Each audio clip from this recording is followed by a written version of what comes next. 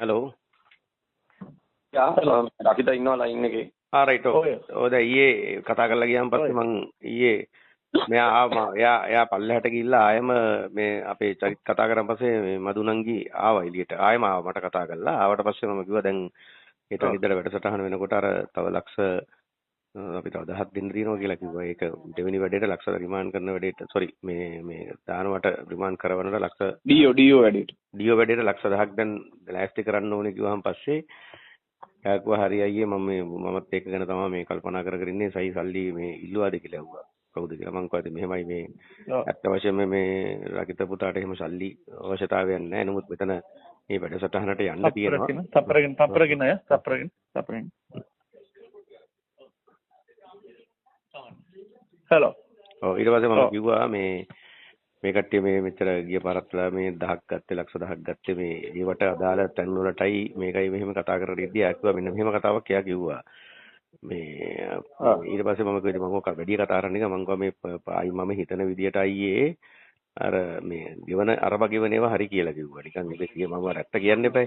ඒ කියන්නේ අපේ ඩීओ එක ක්ලියර් කරන්න අර හෙට මෙහෙට හතර වටේට ඔය ඉන්නේ සමන්වේග නායකලට ඔය අර අපේ තියෙන සෙක්‍රටරිලට එහෙම තියෙන කට්ටියට කියනවා නේද තාම පොලිසියට නම් දීලා නැහැ. එදා මම කියවන සල්ලි භාගයයි දීලා තියෙන්නේ. මේ භාගයක් අදාළතනට දීලා තියෙනවා. නමුත් ඒ පුද්ගලයා එනකන් ඉන්නේ. ඒ පුද්ගලයා අනිවාර්යයෙන්ම ජූන් වල 25 මේ කට්ටිය අපේ කට්ටිය පත් කරගන්නවා. ඒක 150 ෂුවර්. හරිද? ඒ වුණාට ඒකයි ඒක ප්‍රශ්නයක් නෑ. මට ඒක මම පොරොන්දු වුණානේ. ඒක අදාළනේ කට්ටිය සල්ලි ඒ කට්ටිය බෙදාගත්තත් මට කර මං කෝ ඒකට මේ සල්ලි බෙදා ගන්න ඕන කට්ටිය නෙවෙයි. ඒ කට්ටිය මේ ඇත්ත වශයෙන්ම ඒ යන මිලට අපි අගයක් දෙන්න ඕනේ. ඒක හරි.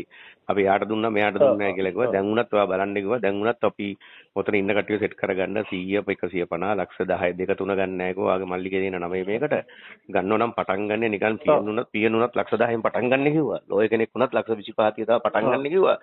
කියලා ගෑණිය බැලන්ස් කරලා තියෙන්නේ. දැන් වැඩසටහන ඉක්මනට ක්‍රියාත්මක කරලා මේ ඉතුරු 10 ගත්තනම් හරි ටක් ගාලා. දැන් මම දැන් ඔයාලට මේකේ මතක තියාගන්නකෝ දැන් ඔය අපි දේශබන්දු මහත්තයාට ලක්ෂ අපි එතන 500ක් දුන්නානේ. හරිද? 500ක් දුන්නාට පස්සේ ඒ දුන්න එක කවුද දන්නේ එච්චරයි. කවුරුද දන්නවද? ඔයාගේ පැත්තෙන් හරි කවුරුද දන්නවද? එකම පුද්ගලෙක් දන්න. ඒ කමන්නේ යද්දන. කමන්නේ නැද්ද ඒක? කවුරුත් දන්නේ නැහනේ. එච්චරයි. නෑ. දැන් මෙයා කියන දැන් පොලිස්පතිතුමා ඇවිල්ලා තියෙනවා. දැන් චරිත්ගේ යාළුවානේ පොලිස්පතිතුමා. දැන් ඉන්න දේශබන්දු මහත්තයා.